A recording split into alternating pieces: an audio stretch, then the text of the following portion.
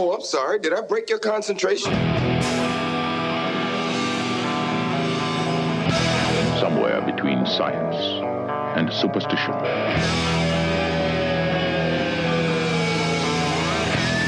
We have such sights to show you.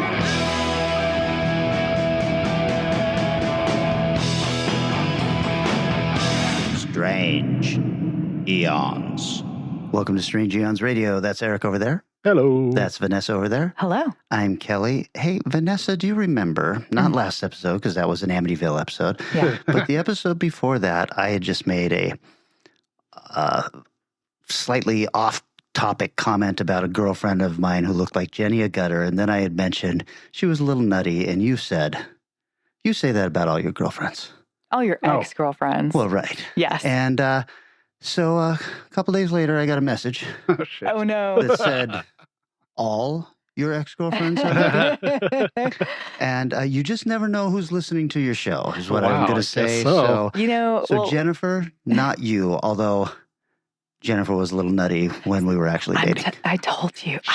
She got out of it. She's matured. That's the thing. We were very young. We only talk about the bad ones, right? We're never like, you know what, I dated this kind of half-decent person in college, and it was only for a couple weeks because we didn't have that much in common, but Nobody wants to hear that story. Nobody cares about that. That's not the good one. So from my perspective, of all the ones you bitch about, Whoa. they were crazy. But if Look you for haven't bitched incoming about messages them, again this they're week, I lovely. guess. Well, it wasn't you, whoever's listening. Don't worry about it. Move on. It's fine. He's not bitched about you. It's okay. I promise. Swearsies. I also have to ask. So I think that I mentioned when you were gone, Yeah. that Andrew Byers had sent me a couple of books, and I had said, how lovely our listeners are, just sending me books and everything. Well, I assume because I said that, some lovely listener sent me a book called The War of Art by Stephen Pressfield, and I started reading through this, and it's very inspirational. It's directed at you to finish your novel or your marathon or whatever you've got going. But I have no idea who sent me this. So if this was one of you lovely people out there, please reach out and let me know who it was so I can thank you. Or don't, and he'll just continue to go crazy about it. And that's also fun. It is very strange because I reached out to the obvious circle of people I might have bought something like this for me. And everybody was like, nope. Yeah. Danny Williford said, that sounds like an Eric or Vanessa gift. And I was like, well, you don't know them very well. No, you did not. You definitely didn't. A rock-covered blanket is far more likely. Yeah, exactly. Well, I'm just saying gifts in general, not exactly flowing between the three of us. I just brought you one not that long ago. I got you a head from Hawaii. You did give me a head from Hawaii. It hangs on my closet over there. It is supposed to keep evil spirits out. Or aliens, as I use them for. Oh, sure. I have like 8 in my bedroom, so. Well, because of the Amityville break, we have all seen a lot of things, It's and so we've got a true. lot of things to talk about. But I'm just going to bring this up because I think this is something that we all differ on. Strange New Worlds, I think, just has tanked as a show. Oh my God. And you cannot say that after Nurse Chapel and Spock. well, and what I really want to talk about is not the show, which I think, the animated crossover and everything was just fucking garbage. Just garbage. I'm not sure where, these comedic episodes come from. I think that it's really cool in a show that's been around forever. I don't think the show has earned the right to do that and then a musical fucking episode. I'm like, no, you guys have not earned the right to do this yet. Was that the most recent one? Because Yes. I haven't seen the most I recent. haven't seen a musical episode, so Yes, I it still is. missed that. It For- is the as latest a- episode. Much longer term Star Trek fan, as I'd say mid between the three of us, mid-level Star Trek fan. Mhm. It feels to me like Star Trek. It's such a established style of film from the original series, the new series. They've all done these kind of episodes. So to me, Sure. it feels like they're just doing the Star Trek, what Star Trek does. They have this Yeah. kind of episode and they have these kind of episodes, and that's Star Trek. I'm glad that they're a lot closer to those kind of bottle situations where they're see, like, that's what I hate. I'm tired of this adventure per episode thing because I didn't feel like what was going on in, the few episodes of like Voyager I watched or Picard or anything. Voyager it feels like they were telling a story over a season, and this feels like Adventure of the Week. Was Adventure of the Week as well. Very much. I mean, so. They had an overarching story that was the whole series. But that's like true of a lot of them. Yeah. I mean, DS9 same. Yeah. But yeah, there's usually one larger thing, and then occasionally you get pockets. And the worst long-term discussion in Voyager was them talking about the Borg for way too long, way too poorly. Mm-hmm. But yeah, I would say it does feel like Star Trek to me as well, where it's like an episode where they try some shit and maybe it works and maybe it fails. And they have an episode that's really fucking solid and great and good sci-fi. Like I did really enjoy the Klingon diplomat episode. Yeah. I thought that was super solid. I enjoyed they are doing a lot of zany stuff. It's true. Sure. But I haven't minded it too much. Some I don't love as much as others, but it still does feel like Trek to me. I feel like that's the Disney Marvel contamination of everything now is that Taika Waititi.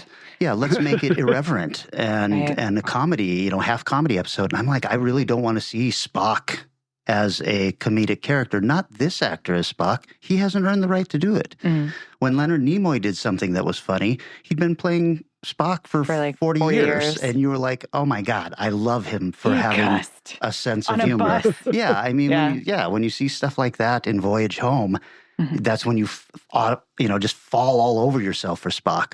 But this actor, who I think is doing a great job as Spock, is being now told, don't act like Spock. Especially, for a show that's supposed to lead into the original series. None of this was what I wanted to talk about. Oh, okay. Because here's the thing, I was complaining about this Nurse Chapel-Spock relationship and how it can't lead into the original episode. It was told to me through private message that Nurse Chapel states in the original series that she is in love with Spock.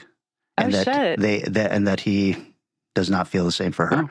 And I was like, wow, I totally missed that. It's been a long time since I watched the original. It was only one episode and it was one mention. Sure. Wow. So they abandoned that storyline pretty quickly. But interesting that these guys have latched onto that, right? I love that. And then it's something that probably makes complete sense but has never been brought up before this series. Mm-hmm. You start seeing everybody from the bridge crew drinking together and you're like, who the fuck's flying the ship right now? Oh, like ensigns. Well, that's just it. You start realizing, oh shit, there's a B team. Oh, How come we sure. Well, that's what Lower Decks is all about. The animated show. I don't want to watch your fucking cartoon Star Trek. Oh my God, it's so good. It's not great. Good. What I saw on Strange New Worlds cemented the fact that I am not interested. I was like, wow, this is not funny. Oh. I'm like, my heart hurts right Vanessa, now. Vanessa, look, you have a notoriously bad view of what makes for comedy value or not. So you can't be trusted. And Eric, well, the things I do find funny, we all agree. No, I hated the Smurf cartoons. Fucking hated them. I want the original Smurfs, man. Original German motherfuckers. There you go. You mean the toys? Yeah. Oh yeah, I had a bunch of those. Once they went to cartoon, man, I was out. My point is this. I thought it was really interesting once I saw all of them drinking at the same time in the bar. I was like, wow, that's the entire crew of the bridge. And that makes complete sense that they would have to have shifts. But it's always our crew that has the adventure, apparently. I'm rewatching The Next Generation right now, and I'm now season 4. And oh my God, there are so many randos who just like sit down and you're like, who the fuck are you? Like all the time. I'm like, who's in like Wesley's spot right now? Who is this like Joker? And like, you just get these dudes who are like, they're like extras. They're not even like, they don't even get a line. They just swivel into the seat, sit down and look forward. And then at some point swivel back out, get out. So one of the characters we care about sits back down again. So I haven't been keeping a close eye on who's on the bridge every single time, but I'm wondering if we do have extras who are there occasionally. That's pretty much how every fire station, cop station, hospital show all works on these people that obviously don't work 24 hours a day, 7 days a week. But all the shit happens when my point they're is around. That by them changing it up a little bit and showing us the actual crew that adventures all the time on their off time all together, it suddenly made me realize, oh shit, other people must work on this ship. Yeah. And what are they doing? Just slowly traveling the galaxy, not flying around and dodging asteroids in a ship the size of a battleship. I have a question about that. It's one of the things I really hate about Strange New Worlds is how maneuverable the Enterprise seems to be, like the Millennium Falcon, it's pretty basically. impressive, It's pretty. And so what's happening?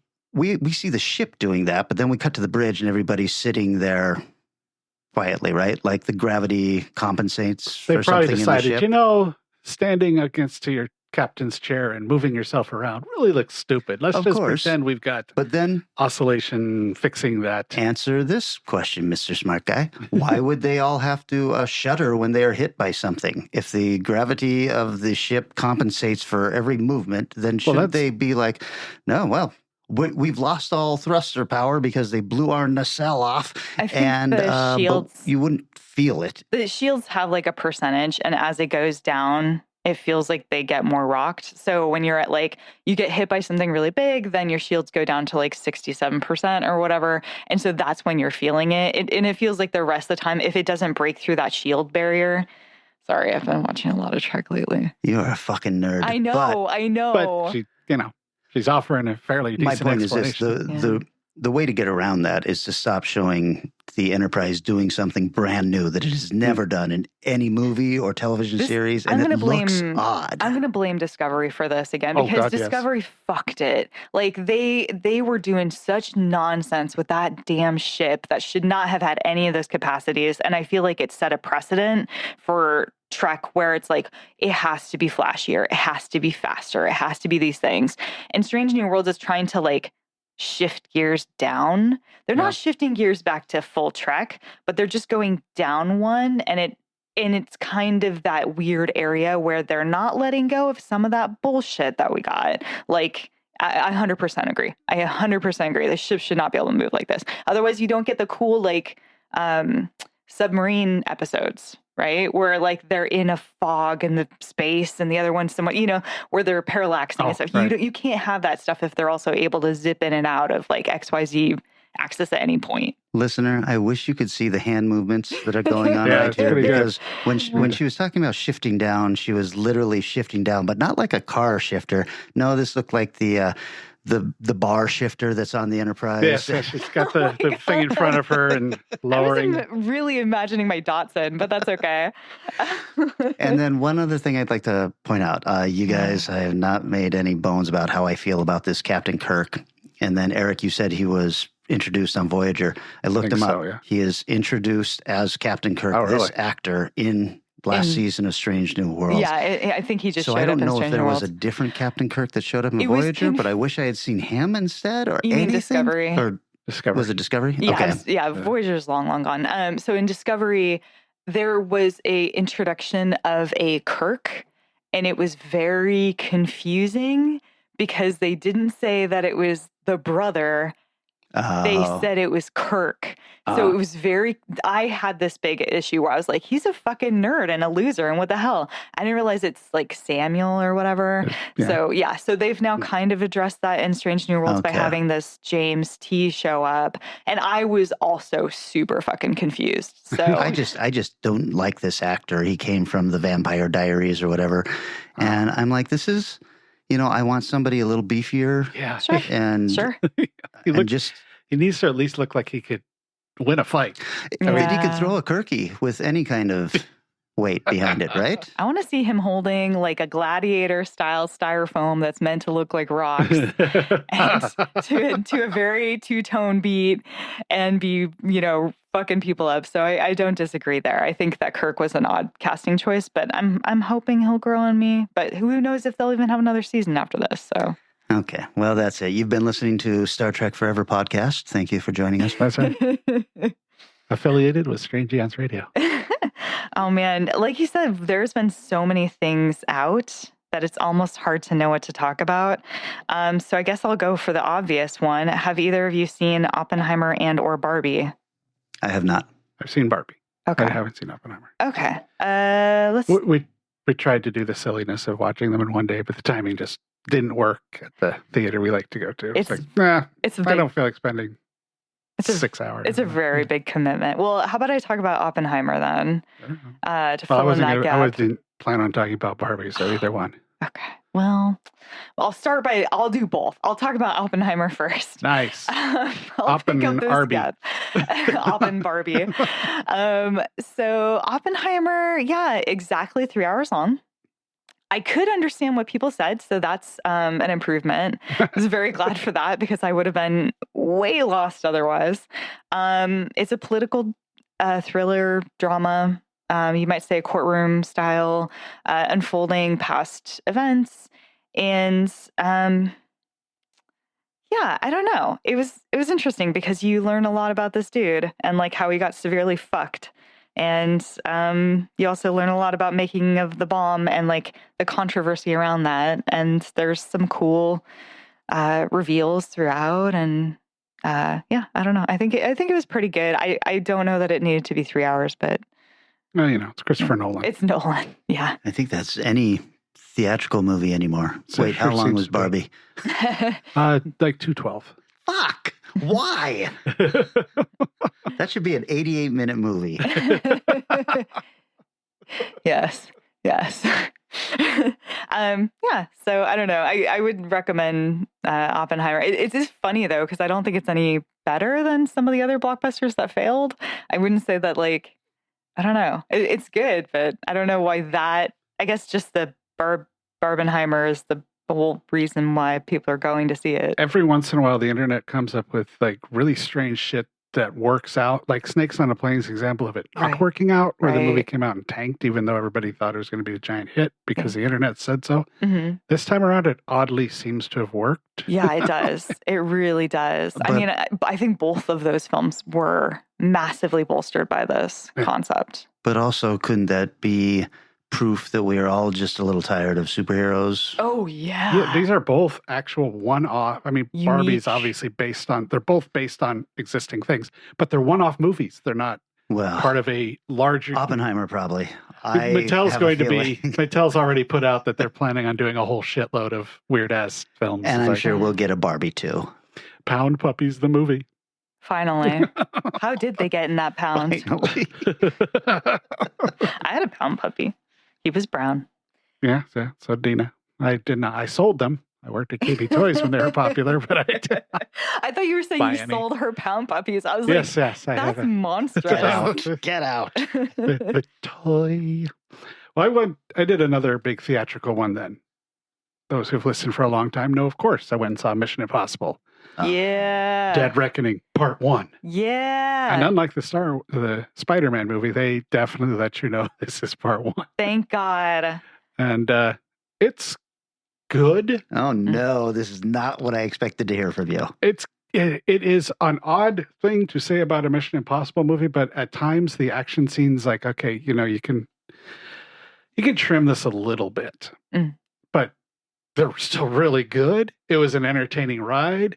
I think part of the problem it suffers from is it is long, and it's going to be 2 movies. So I think there were moments you know what, screw it. Let's just do this action scene for 10 minutes longer to pad the time. And and they're all excellently well done. It is a really good Mission Impossible movie, but at the same time, there's that moment or two where I'm going, I want more plot, mission and intrigue into the weirdness, especially as it all ties back into the first movie, which was very much a spy movie.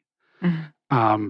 But it's good. Looking forward to the next one. It's got what's her name, the agent from Marvel, Captain America. Right, Haley. Yeah, something Haley, not Haley. She plays a major role. Not Haley Anyway, yeah. She plays a major role in it and is really good in it. She is really good. I'm glad she's finally getting. I had a chance to also see this, and I loved it. It was so much fun. I agree 100%. I think they could have done a lot more missioning than impossibling. Yes, but it is. Yeah. It was. I mean, the train sequence is ridiculously good. But also, how long does it take him to get to the point on the motorcycle where he needs to get to? I was like, we could cut some of this out. I didn't need to watch all of this. But so I agree on that. But it is fun, and I liked it enough that probably going to do something silly like Dana, go back and watch we might skip Mission Impossible 2, but watch at least the first one and the last few leading up, because it felt like, I feel like there's shit in here that I should know, but I only kind of know. That's really Isn't weird. that weird about the Mission Impossible movies? They're so good, but I can't really tell you what the plot of anyone is. Oh, that's fair. Yeah. Yeah, I was blending together the last Mission Impossible movie with a Bond film, and I really cannot tell you which had what happen in it. Yeah. I'm just like, there's a secret society and... So answer me this. This is part 1 of 2 Yes. or just 2? I think 2. And then is this the climax of the franchise? Supposedly? I think, yeah, probably. I think the idea is let's leave it on a high note, but you never know, I guess.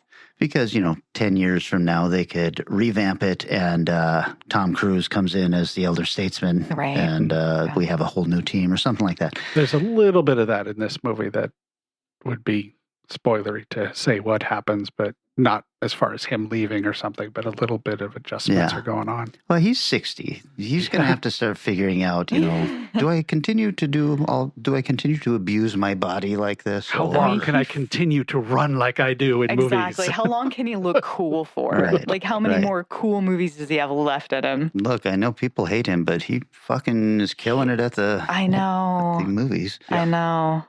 I saw... I was surprised Vanessa did not see Radiant is the Blood of the Baboon Heart. So as I mentioned before the start of the show, I have decided I have to rewatch all of Venture Brothers before I allow myself to enjoy the final hurrah film. Well, it is the final hurrah film. I'm not sure that I believe that it's the final hurrah film because, 10 years from now, they can bring all these characters back and they are not going to look any older. It ends well enough, answers some questions we've had, but also opens up all sorts of new things that could go on if they wanted to. I laughed through the entire thing. I loved it. I thought it was just really well done.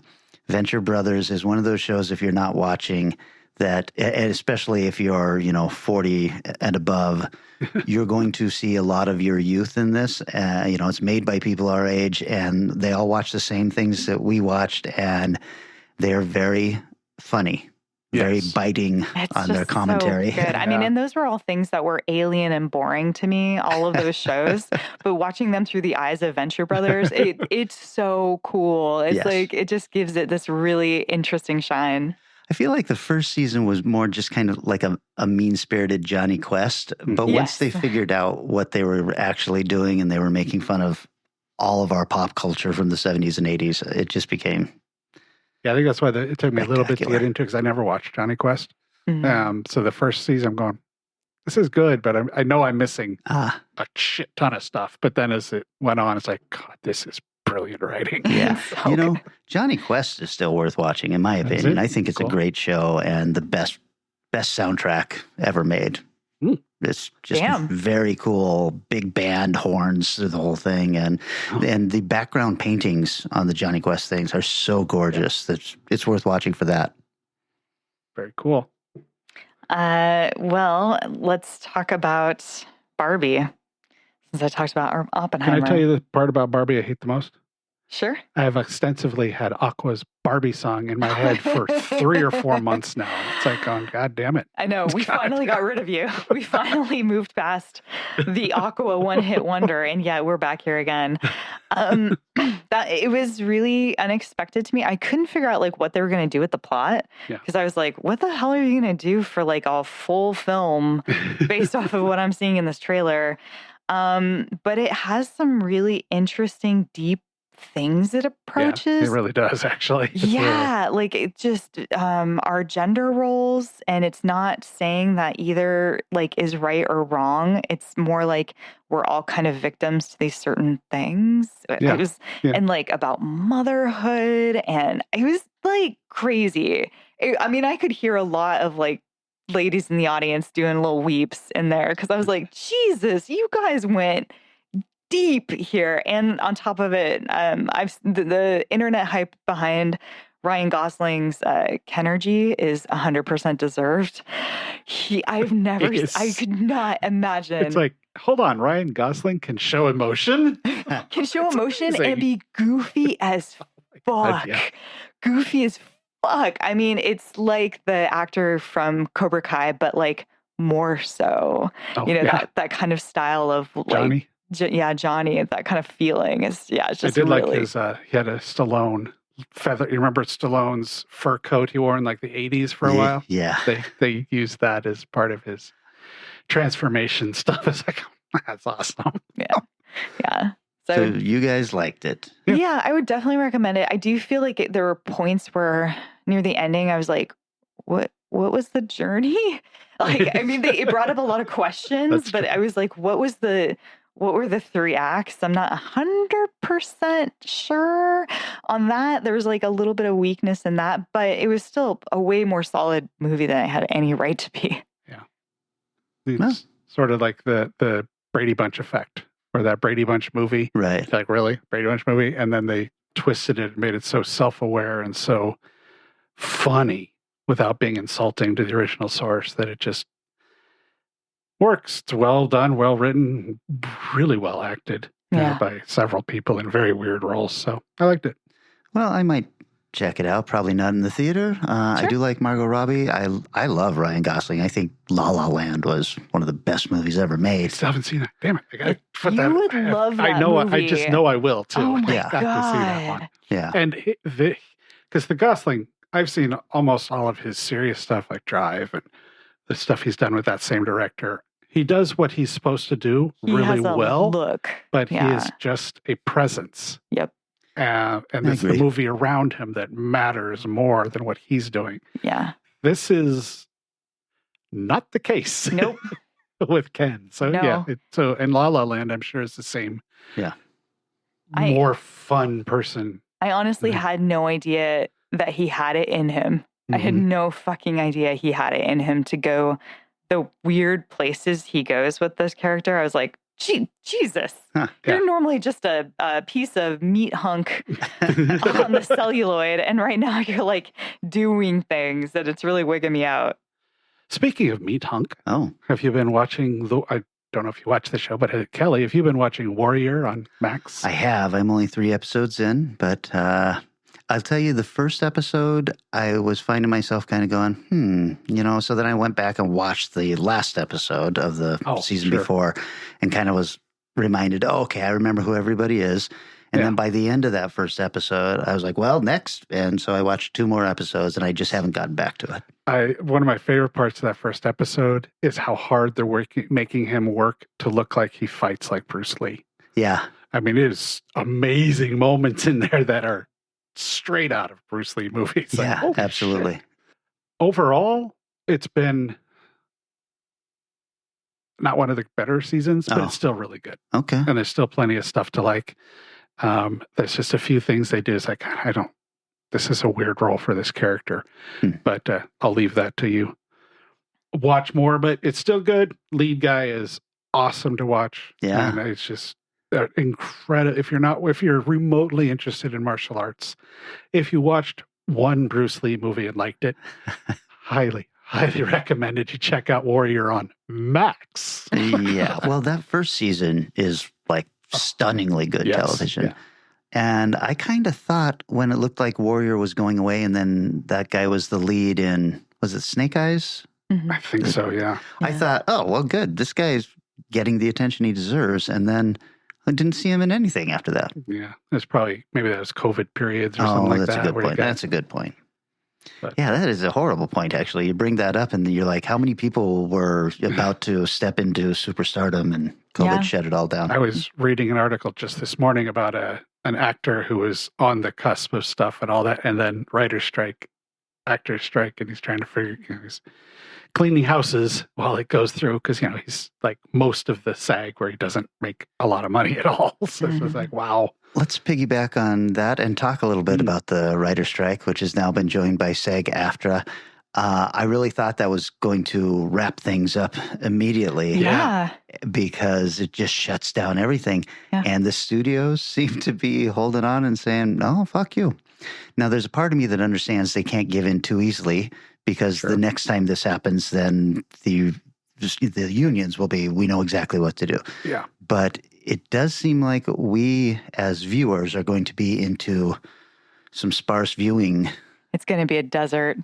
Or is it? Because I got to think that the streaming companies, which are also part of the problem here, they've got a ton of content that people have not seen that they can now say, hey, you might have missed this. They front packed, and they kind of saw some of this stuff coming. So they had front packed a bunch of stuff. But I believe what I heard was around December, January. That's what I heard too. Is when it's going to start running dry. And I don't know. Well, when it starts, what I heard is they expect the strike to run into December and January.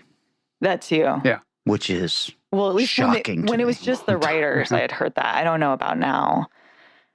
We'll see. I think that we're seeing how evil these corporations really are. Right? Now. Oh my God, they're so evil. Not remotely surprised if it goes that far to see them try to put out an AI-created movie just to see what happens, what will happen with it, or try to sneak some more AI stuff into because things. that will tell them truly. Everyone will see one and then be like, no, thank you. And then not see the other two. One thing, though, that I did just remember is that SAG had gone ahead and said it's okay to do independent films that have agreed to our terms. Yeah. So A24 has already said, yep, we're good to go. They've got 2 or 3 movies in the works. Yeah. Calling A24 an independent film company is ridiculous. Kind of pushing the button, but it is pressing they have huge budgets on their films. They've won multiple Oscar awards and nominations. They've won Oscars. That doesn't mean that they're turns you into a big corporation. But they're not a Marvel. Corporation, they're not. They're not. But they're not the ones calling the shots, and they're not the ones who are in the contract negotiations. They're not the ones holding the things. And I think that because they were like, yeah, fucking, we'll do what you're asking for, then great. I mean, but that's all they care about, right? That's true. Go Charles Band. That's true. Yeah, Please. I mean, I saw all this support for A24, and I was like, you guys are being played. This is a big company. It's that a is big pretending company. to be a small company so that you can garner these likes. They don't give a shit about anything but bottom line either. Well, yes, But they're agreeing to the deals and they're working right. And they do try shit out with like a lot of like unknown directors and stuff. There's a lot. I mean, there's a lot that we see from A24, but if you go to their website, there's a lot of shit that we don't see that they've just produced. Like it's very Blumhouse in that way. Yeah, I think I wouldn't be surprised if I don't know if he'll pull into that too, because he seems to play with the majors a little bit more than A24 of course does. he does. And he has theatrical releases in 5,000 theaters and stuff like this. You can't call Blumhouse an indie company either. Sure. Yeah. So, I mean, it's sort of like saying there's Amazon selling stuff, but so is, I can't think of anything that's not a huge, but relatively to buying power, you've got,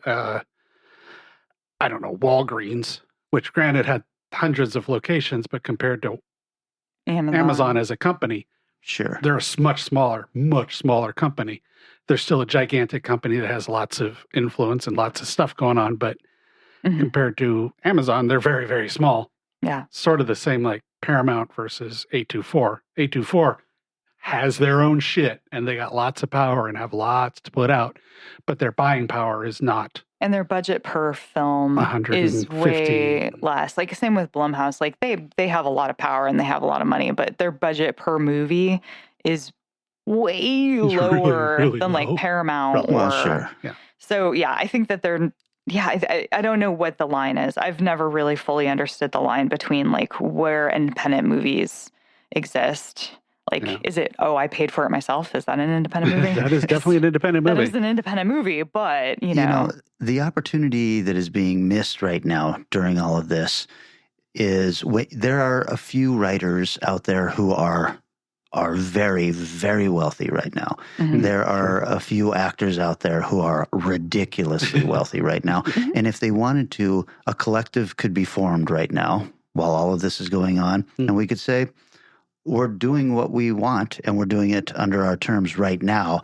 And and then if they were to put out something of quality, that might show people and studios that, we actually have to bend to these requests because they can do it themselves. Yeah. I think that those conversations must be happening. I bet you money they're happening because there are some actors who just go ahead and pay for and craft their own shit. Like, yeah, I think Ryan Reynolds and Hugh Jackman could probably, fund a fairly large movie just between the two of them. Yeah. They could hire, the best writers.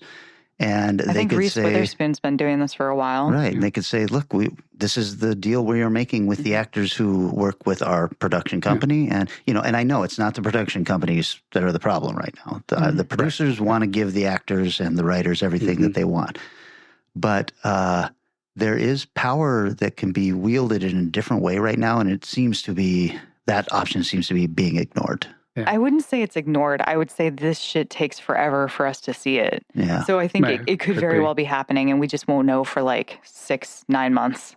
Well, then that's also a problem because making it public would be something that people could get behind and that studios could say, oh, well, we actually need to stop them from doing this before it becomes a thing, before they wipe out the studio system. And so we'll just give them what they want right now so we can retain the control over this. Yeah, yeah. Hold on. There's a movie coming out that's written by whoever wrote Oppenheimer and directed by Christopher Nolan, starring Tom Cruise or something like that, and it's not being put out by us, us giant groups. That would definitely be an incentive. I think so. Yeah. Be incredible. All right. Well, why don't we take a break? We can all think about how brilliant I am. And then when we come back... Done. And we're back. All right. You aren't my friends. When we come back, we are talking the dark arts.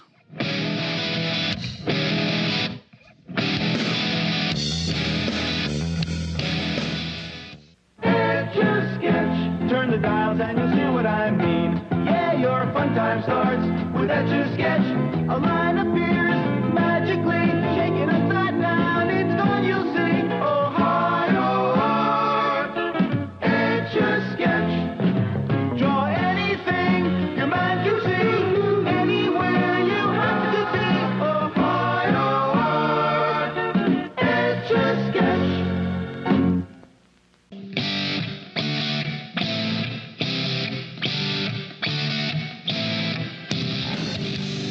We have returned. Eric, this was your subgenre pick. You wanted to do what again? Movies featuring artists. Now, this was one of those where it's like, oh, I've got this movie I really want to watch. How the hell can I shoehorn this into our thing? Well, I can't wait to hear, and I'm putting 10 minutes on the buzzer. All righty. There we go. This is 1966. Andrei Rublev. Посмотреть пришел.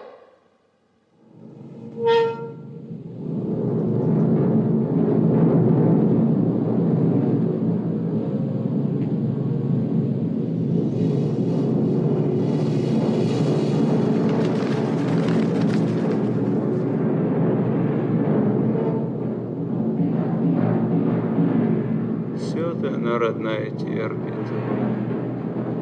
Все вытерпит. Долго так еще будет?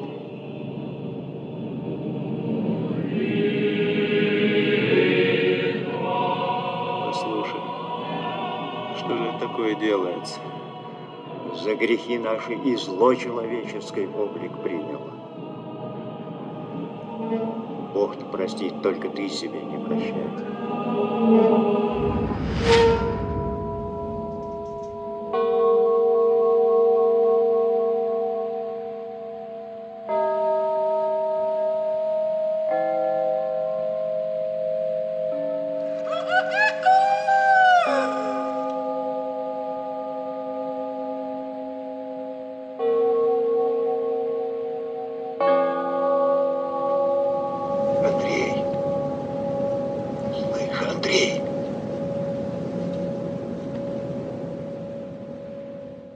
Then Rotten Tomatoes gives it a 95 critics, 93 crowd. What's the name of this movie? Andrei Rublev. This is a man's name. Okay. The budget was estimated 1 million rubles. Ooh. Which translates, which sounds incredibly hard to imagine, but I found two sources. I'm going with the second source. One source says it translates to about $11,000. Well, I don't believe that. The other one says about $102,000. Yeah. That sounds viable. Yeah. But in the end, it cost 1.3 million rubles. So whatever. I didn't do the math after that. Do the cost overruns because of heavy snow, which disrupted shooting for almost a year. It's available on Prime and Apple if you're interested. This is directed by Andrei Tarkovsky. Little connection there already. You might know him from Solaris, Mirror, Stalker, and The Steamroller and the Violin. Written by Andrei Tarkovsky, who wrote all his stuff. And Andrei Konakowski. So Andrei's a popular name that year. And Andrei's everywhere here. Bring back Andrei. Starring Andre the Giant. Third Andrei wrote The Nutcracker, The Untold Story, Shy People, and Duet for One. So I don't know. Tchaikovsky wrote a lot of his own stuff, but also including a movie called Beware Snakes. Mm-hmm. Oh. Starring Antonio Slowenstein.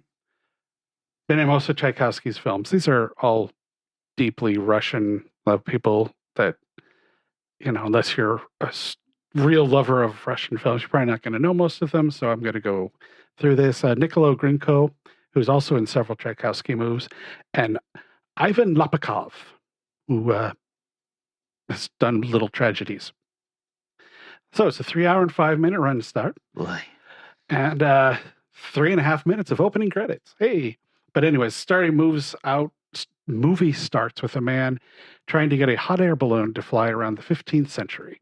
Now, I watched this movie very strategically. I opened the Wikipedia page and I read, this movie is broken into chapters. So I read what each chapter was about before watching it. Let me tell you, enriched the shit out of this movie. Oh, good. It is symbolism heavy.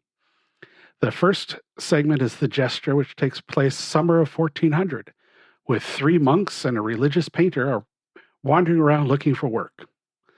I'm not going to go into a lot of detail on these chapters, but if I say they get in a little trouble, or the people they're hiding with get into trouble when some soldiers show up and take out the jester, because, no comedy in Russia, I guess.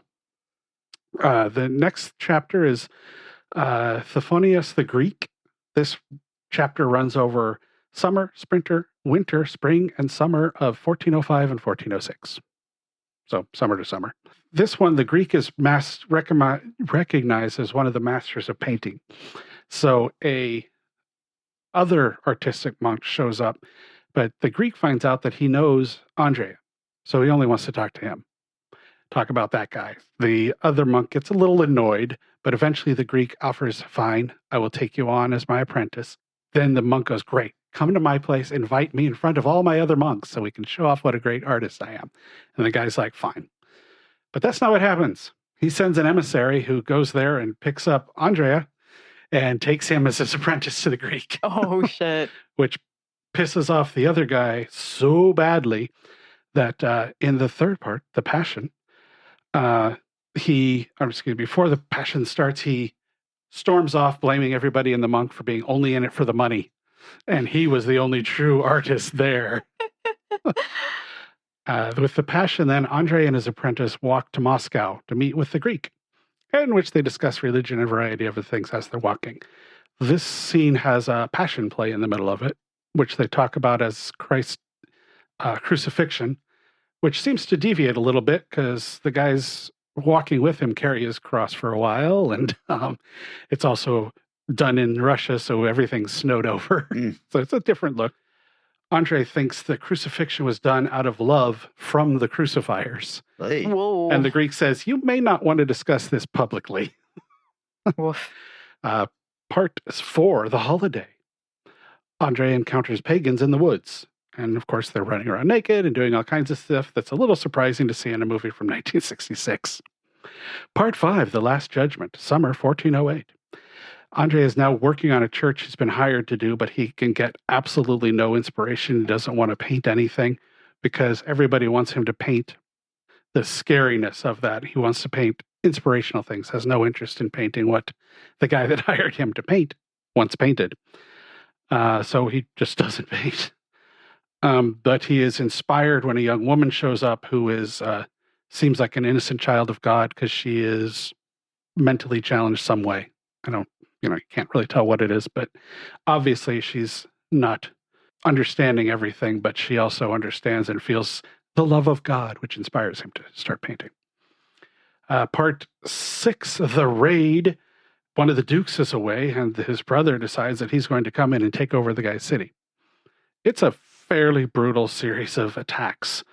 Part of what made this so brutal feeling is it reaches points where you feel like, oh, the attack's finally over, and then something else happens. And it does that 3 or 4 times, and it does it not like in the end of The Return King where you go, we just end this. It does it in a way that just escalates the feeling of this is awful. Andrea ends up killing a man who is attempting to attack the young lady that inspired his painting, killing the man, causing him to just take a vow of silence and continuing to try to protect the woman who was eventually kidnapped and taken away by another group who she actually goes willingly. She thinks it's fun because they give her a helmet and she plays with this guy's shiny metal armor. So, okay. Part 8, The Bell. Spring, summer, winter, 1423 to 1424 is a amazing scene where a young artist is going to be killed or is going to be abandoned, but he convinces these men that he has the secrets to make brass bells. And we're talking giant bells. So this whole segment is the making of the bell. And I'm assuming from what I read that this is accurate to the time, and it's amazing to watch. The way they build the hole, they pour, they do everything. And it is a fabulous scene. And then there's the epilogue. This is the only part of the movie that's in color, and the only part you see the artist's work. Not really my style. After all that. You've seen it. I can guarantee you've seen this guy's work. It's very, very recognizable, but and very colorful. But so notes on the movie. It's easy to talk a movie about this way because it is so much symbolism. There's so much going on that is not just little plot things. That if any of that sounds interesting to you, you're going to find this a fascinating film. Andrei Tarkovsky drew on his own creative development and religious struggles as a way to bring Christianity into conflict with Russian historical identity. But nonetheless, with some of the weird changes and the weird things that are presented, the Vatican categorized this in the list of the 45 great films about religion. Due to these films' themes, including artistic freedom, religion, political ambiguity, and self-education, it was not allowed to be released in the Soviet Union and, until years later. It did get a single screening in Moscow in 1966. Since being restored to its original version, it has become to be regarded as one of the greatest films of all time and ranked very high on Sight and Sound critics and different director polls, and it is a stunningly good movie. Tarkovsky's co-screenwriter worked for more than 2 years on the script, studying medieval writings and chronicles to get the medieval history and art as correct as it could be. And boy, does it look it, man. Yep, there's too much shit on this movie. I covered 3 hours at about 7 minutes there, and still too much. Anything that Criterion has done a special edition on, you're going to have a lot of stuff on. Yeah, that's the one I watched, was the Criterion version. Looks phenomenal. One little interesting point, the shortest version, only 186 minutes, is the director's preferred version, not the 2 hour and 20 or 223-minute version. Oh, okay. So it's like, oh, cool. I'll watch the director's version. I don't have to put myself through this. They're Excellent. both on the disc, so highly recommended. No elements of fantasy or anything in this? It's not just really. No, it's just strictly an art film. Yeah. Okay. Is it all historically accurate then, or roughly? That's what as well as you can be with the movie is what a lot of the stuff about it says. So nice. All right, Vanessa, I'm putting 10 minutes on the egg timer. Oh my God, it's my turn. All right. So I went with a film that I'd seen a couple years ago. It's 2007's Murder Party. Welcome to your murder.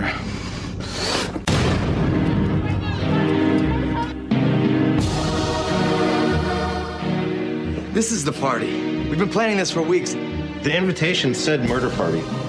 If some jackass is dumb enough to come here, then he deserves to die.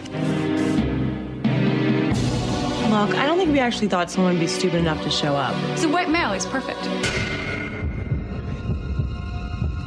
Think beyond splattering blood on canvas.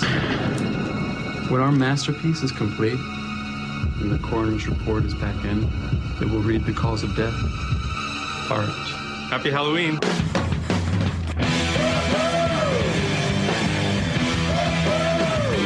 Everybody dies.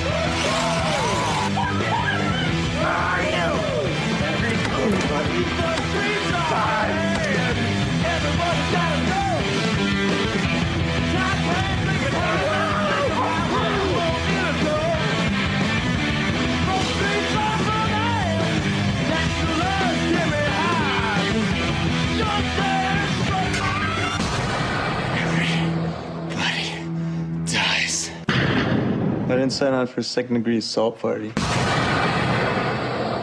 This is a super low budget movie, as in the budget is zero.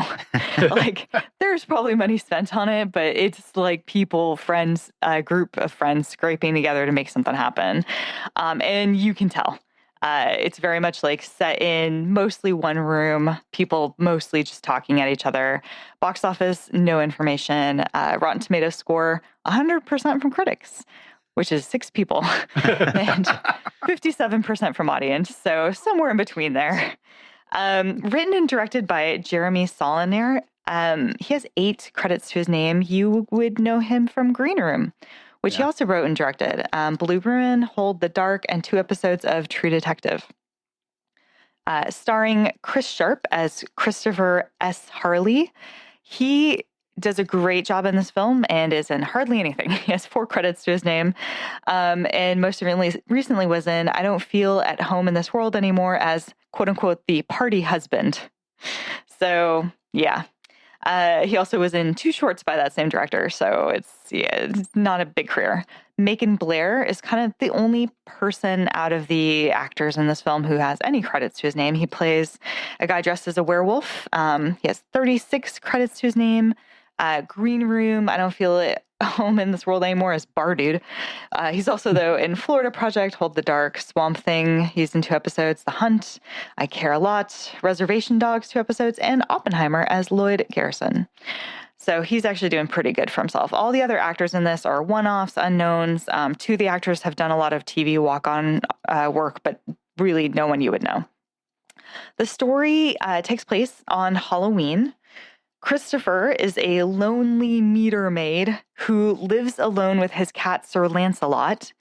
He walks home alone and stumbles upon a piece of paper on the ground, which is an invite that's just kind of floating down the street. It is to a murder party. The title. At home, he heads home. He has tapes of horror films that he wants to watch for the night, a bowl of candy corn, and he decides, you know what, screw it, I'm going to go to this party. I'm not going to stay here by myself. He crafts a costume out of cardboard. So he cuts together this sort of very crude night costume. He makes some homemade bread and he walks on over to the party, which is in a abandoned warehouse on the docks in New York City. Very, very out of the way. When he arrives, there's pretty much no one there. He has to kind of work his way through this warehouse. And finally, in the heart of it, discovers a collective of art students waiting for him. They are shocked to see him. They then tie him up and explain to him that this is a murder party where the art project is where they will kill him in artistic ways. They are just so surprised somebody was dumb enough to follow their invitation because they were planning on probably just eating food and getting high the whole night. So the art students include Paul, the photographer, who's dressed as a gothic vampire, Macon, a multimedia artist who wants to do papier-mâché project with our hero's skin. Sky is a serious, thoughtful girl who is kind of she's dressed as a zombie cheerleader. You never find out what her art is. Bill is an uninterested painter who plays his PS Vita every time anyone is talking, and he is dressed as the baseball fury from the Warriors. Lexi is the hyper-passionate, overly eager video installation artist, and she is dressed as Pre from Blade Runner. They wish to make incredible art to impress Alexander, a wealthy patron who has grant money he wants to bestow to one of them. It's like $300,000. It's, it's a lot to these college kids. But it's clear that the relationships between everyone are very complex. Macon is in love with Lexi and trying to impress her. She's trying to impress Alexander and trying to sleep with him to get the money.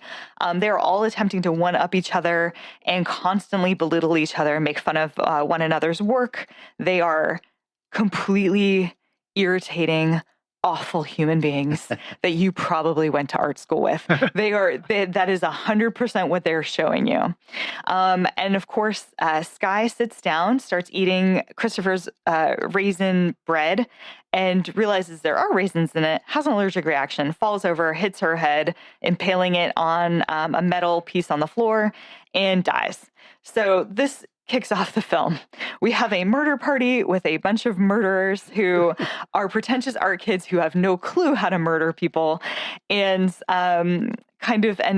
everyone sort of ends up in these weird, grotesque deaths in all sorts of different ways. Alexander does show up with his dog named Hellhammer, which is like part dingo. He's a very cute little dog.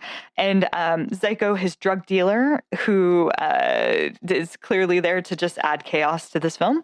He humiliates them. He pins them against each other. The film goes on with kind of trying to understand what everybody's roles are. And eventually Christopher, who's very much the straight man in this film, escaping multiple times. And will he make it? Will he survive? Will he manage to get to Cicero's cooler party down the street that nobody wanted to go to, even though they all wanted to go to? And see what happens to a room of human art installation that might turn into a bloodbath of human art installation? Who knows? Stay tuned. Oh, my. So my thoughts on this, it was a lot better the second time than the first time for me. The first time I watched this movie, I was like, I fucking hate all these people. I hate them all. I don't know why I'm watching this movie. The second time I was way more like into it. I was like, yeah, okay, this is hilarious. I really like what they're doing with everybody. I love the main character as the straight man. There's just a lot of really fun little touches. You kind of feel good when one of the artists just fucking loses it on everyone because he's been so chill the whole time. And then like they were like, hey, go check on this dog outside. And when he comes back, he overhears them just slagging off his art because they're just dicks. And they're like, okay, so what do you really think of his work? And they're looking at something he's been painting in the corner quietly this whole time. And they're just like, oh, now I see the definition of middling, and just like bullshit like that. So when he just goes rampagey, it's really fun. Like I said, I really liked the main guy as a sort of comic relief straight man he's a core opposite to these pretentious artist kids. Like he's just a dude. He's eating, cereal out of a bowl. He's got a cat. He's got a very boring job. He doesn't have like this artistic sort of drive in him. I think they did a great job for how low budget it is, especially once they get into the party scene. You just really feel like the movie's bigger than it is. And I think they literally had nothing to work with. Also, they have a website at the end of their credits called labofmadness.com. It goes nowhere. However, they also have a website for a pumpkin supplier that they used to get some pumpkins. That website does work.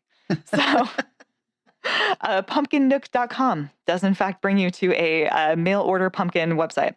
IMDb says that this lab group actually created 4 films. The only other one of note is Blue Ruin, which also stars the werewolf guy, the guy who plays the werewolf. A little bit more trivia. The Lab of Madness began with Christopher Sharp, Macon Blair, and Jeremy Soliner as they were growing up in the 1980s and shooting short horror films on a VHS camcorder in Super 8.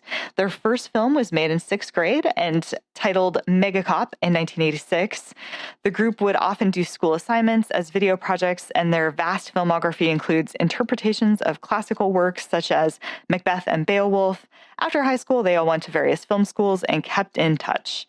Their first attempt at a feature screenplay was titled Mustache. They also shot a short film called Crab Walk in an attempt to get funding for this film, and after failing with investors, they decided to greenlight Murder Party with no money. In August 2005 and February 2006, they began shooting. They are an amateur film collective, 100%.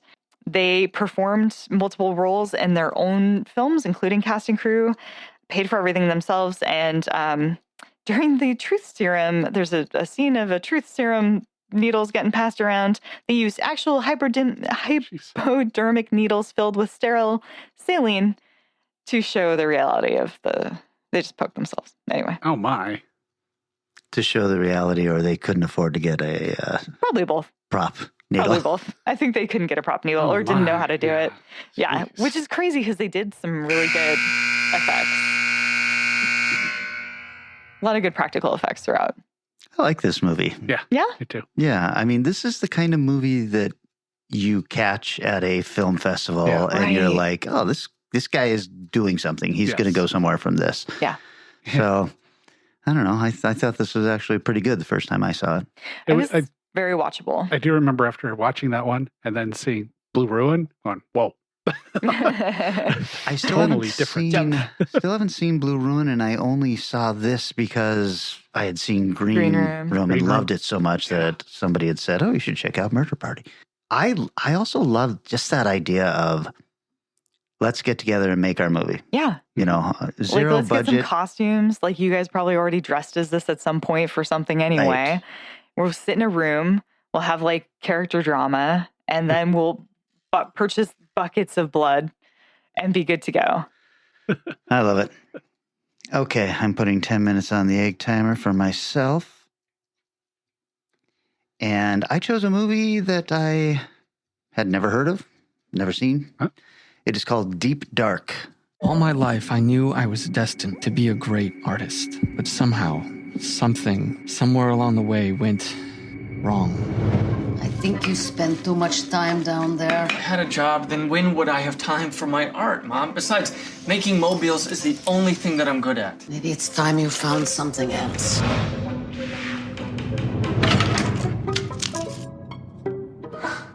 Your art is terrible. Please don't buzz me again.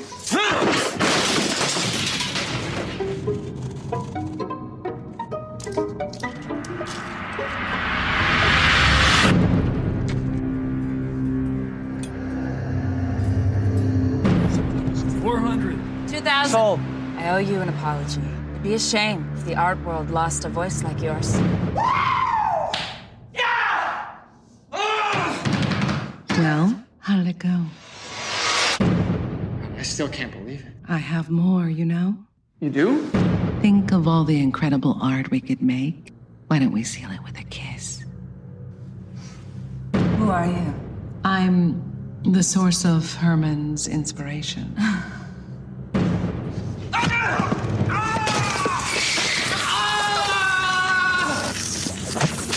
What about us? What about us? When you want something so bad your whole life, and then suddenly it just gets handed to you, you don't ask questions. Stop it! You just take it. You and I, we could have a really great future together. 2015. Either of you? No. I don't think so. Okay. Could find no budget or box office information or Rotten Tomatoes critics, but the audience gave it 32%, which makes me sad. Written and directed by Michael Medaglia, who has 3 credits. This and the short films Kitty Kitty and The Rat Snitch Angel. Sean McGrath is in this. 20 credits. He's got episodes of The Librarians, Grimm, and Leverage. And Annie Source is in this. She has 3 credits. Nothing anyone has ever heard of. And then Denise Poirier, who is only in voice. here. She has 18 credits, and it's all voiceover work. She was in Vampire Hunter D, Spawn, and she is the voice of Aeon Flux. Oh, jeez. Wow. So, first of all, the Uncorked logo pops up on the screen, and if you've been watching horror films long enough, you know that this is not a good thing. Not generally. You're like, oh, Christ. But, I mean, this company puts out trash, but this trailer looked really interesting to me, so I decided to give it a go. And I will say this film is an exception to the rule for Uncorked. We meet our protagonist, Herman, who has known all of his life that he is destined to be a great artist. In fact, one of the first shots is of him as a baby looking up at his parents in his crib, but what he's really focusing on is the hanging mobile that circles gently above, right? And so it turns out that all of Herman's art will focus on creating mobiles. Oh, okay. Which is strange and goofy, but it kind of works for the film. The problem is we, as the viewer, can clearly see that he is not really good at his chosen art. They are all very lackluster and unoriginal. At one point, he cajoles this art show place to let him show his art, a gallery, and he's putting together one of his mobiles. All the other artists are there with their stuff, and everything goes wrong as he is putting his together. His mobile breaks, starts spewing blood around on all the other people's art displays, and it's super humiliating for him. It also introduces one of the antagonists he'll have to deal with later, who is Joel, who is a very pretentious artist and a complete asshole. After this, he badgers the gallery owner, Devora, who's very attractive, to give him one last chance, and she agrees, but you can tell she's basically agreeing to get him out of her art gallery. So he goes back to his shitty apartment to try and create something, but he can't come up with anything. A little earlier than that, he runs into his uncle, who sells art on the street, other people's art. Just stuff that he has found and garbage stuff. And so he's got like what would look like a Crypticon vendor space, but it's on a sidewalk. He's got just art hanging on wire walls that he's built behind him, and it's all pretty bad. But anyhow, he had run into his uncle, and he had told him about his woes, and his uncle had told him of a friend of his who was an artist who was so unhappy with his art that he had cut off his own fingers so that he could create no more. Oh my God. And it's a flashback scene that we get to see, and it's pretty gruesome. Oh. And then with Herman in his apartment at the end of his wits, he decides he's going to do the same thing. So he's about to cut his fingers off, and he notices a little string start to poke out of this hole in the wall of his apartment. Intrigued, he pulls on it, and it pops out, and there's a tiny little note at the end of the string that says, "I can help." Oh, God. And so now this hole backs up to a wall that then opens into his closet. So he's able to open the closet and look behind this, where this hole is, and there's nothing there. So whatever is giving him this note is somehow living within the wall. So he gets a couple more notes, and he goes along with the requests, which include touching the hole with his hands in a sexual way. And from the wall, we can hear what sounds like a woman kind of moaning. And then he pulls out a string, and this string is kind of slimy and gooey. And it's got this gloop at the end of it as his prize. And he turns that into a new piece of his mobile art. So he goes back to the gallery owner. She won't let him in and everything. He goes back to his uncle and says, "I'm a loser." And he just basically gives him the mobile art. And, of course, that becomes a huge hit, and everybody's bidding on it on this sidewalk. It gets up to $3,000, and suddenly the gallery owner comes out, and she's like, "Wait, what's going on here?" And she buys it, right? So she shows it at one of her showings, and it proves to be a big hit. And he and the hole strike up a relationship. The hole is speaking to him now instead of just messages. She's got a very sultry female voice, and the more sexual he gets with the hole, the more content it spits out for his art. And this includes him basically sticking his dick in the hole and fucking it at one point. Oh. Ew. So the story takes on a familiar plot in that he gets more and more famous and starts taking the Hole for granted. And of course, the Hole is getting jealous of him being with another woman. And then there is the asshole artist who has found out his secret and wants to use the Hole for himself. This is such a bizarre movie. And I fucking loved it. It is the perfect low budget horror film. Years ago, Eric, I told you that I was getting bored with like standard horror novels, and I was just starting to read stuff that was weird. And like one of the books was just this world where people worshipped train engines, and they were at war with people who worshipped guns, revolvers. And it was just such a fucking odd movie or odd book. I couldn't stop reading it. And this movie is like that. It's so fucking weird that I just couldn't stop watching. I was like, this is really great. I just want more stuff like this in my head. It's this movie is weird, uncomfortable. The Hole is somehow sexy and sinister, and it's all just in the voice coming from it and the angles that the director is shooting the Hole at. It's the protagonist, not very likable, but you totally understand why he does the shitty things he does. And the actor is fantastic in the role. It's a really, really strong performance. I love that the Hole, which is very creepy, is not to blame for anything that goes wrong. It told Herman what it expected from him in return for the gift it would give him, and he was the one who broke the rules and just used the Hole until he didn't need it anymore. So you actually start feeling kind of bad for the voice coming out of the Hole. Oh, God. There are some weaknesses in the script that I think a bigger budget could have helped. But, what studio is going to give you money if you pitch this story to them? So... And then we're done. Goodbye. See you later. There's a landlord scene in this that is memorable and then never returned to. So that's frustrating. It's like, okay, this is an interesting scene that is obviously supposed to set up something.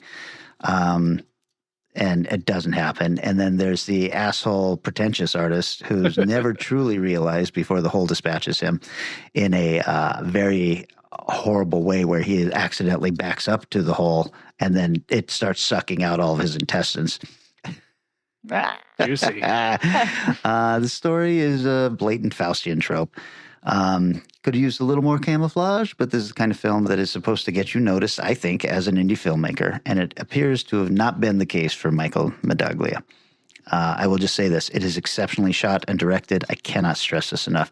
And the movie even has a kind of touching ending that I thought was pretty well done. I will say that there's a scene at the beginning of the film that I don't understand at all, and so I either missed who those characters were or they were not explained well enough. Trivia. Shot in Portland, Oregon, which means there are some very talented filmmakers in Oregon. Mark A. Woolley, who appears in the role of Percy, is the actual owner of the Mark Woolley Gallery in Portland, Oregon, where the scenes supposedly set in the Devorah Klein Gallery occur. And Sean McGrath, who plays the lead, vacationed in Hawaii the week before shooting started. Concerned that he might come back to Portland too tan for his character, he put on massive amounts of sunblock on his vacation. And then finally, prettypictures.com is Mike Medaglia's website. Get this man a movie to direct. Aww. That was my movie. It is called Deep Dark, and it is available on Tubi for free. I like the story about the indie filmmaker potentially getting another chance and shot at it. This film sounds like not my bag. I will pass on that part. I understand that as I've gotten older, I like my sex in my movies to be very disturbing. Sure. Like Crash and... Well, I mean, that's a little... What? You said disturbing and sex. Where do you think I was going to go? I think it's probably because I know I can't write a good sex scene. So if I can make it as uncomfortable as possible, then I'm like, hey, that was what I was attempting to do. I can't even watch people make out on screen. I'm like, fucking stop. It's so gross. I can't with you guys. Especially the neato sound effects they had sometimes.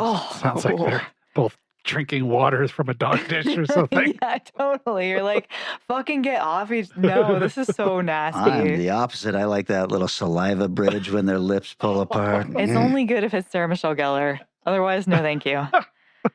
It's so gross. I don't like PDAs either. Let's be clear. I'm broken. Eric, nice choice on this. I believe that means it's my choice for the next subgenre. And because we occasionally put a focus on creators or actors or directors or anything, I would like to give myself another chance to see more of Mr. Vincent Price. Excellent. Always a deep pool. Yeah, I realize I have not seen very many of his movies, and the ones I have seen are all the classics that everybody's seen. So I'm gonna find something weird. Cool. Okay, this will be fun. So this is the part where we thank everybody for liking and sharing our posts, for participating in the value for value model. The value for value model being if you get some kind of value back, or if you get some kind of value out of this, you give some kind of value back. That's like a book called The War of Art that you just send to Kelly. Absolutely. Without any indications of who you are. Yes, there's that. And if you can't give us any value back, we really appreciate the value that is your time taken to like and share the post or tell other people about the podcast. So it all works in whatever way it works. Share it around, talk about it. We like that. Very fun when we get little conversations going and stuff. So especially with new people, like for sure, it's so nice to be like, oh my God, another person listens. I mean, we see the numbers, but we're like, oh my God, hello, how are you? It's easy to not believe the numbers. Oh my God, I never believe the numbers. I went down to Carlos's last night to work on my website, written by klyoung.com. Oh yeah. And he said, let's look at your subscribers. And I was like, what? What subscribers? Why would there be subscribers? And he was like, you've got a subscribe button. I said, what do I do with that? He was like, we'll figure it out. But, and then he pulled up this huge list of names. And I was like, what is this? And he was like, yeah, that's surprising. Apparently, all these people want to know about you. Oh, my God. So I've got a big subscription list. That's awesome. Yeah, nice. Not shocking, actually, considering how much work you do. Very shocking.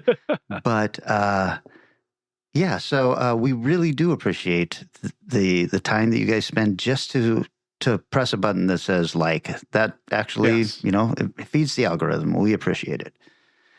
So, all hail the mighty algorithm. Right. I think that is it for the show. We'll be back in 7 short days. We are talking Vincent Price. See you next Thursday. Transportation and other considerations for Strange Eons Radio produced by Pan Am Airlines. When you think of traveling, think of Pan Am. You can't beat the experience. Guests of Strange Eons Radio stay at Econo Lodge Everett. It's an easy stop on the road, you know what we mean.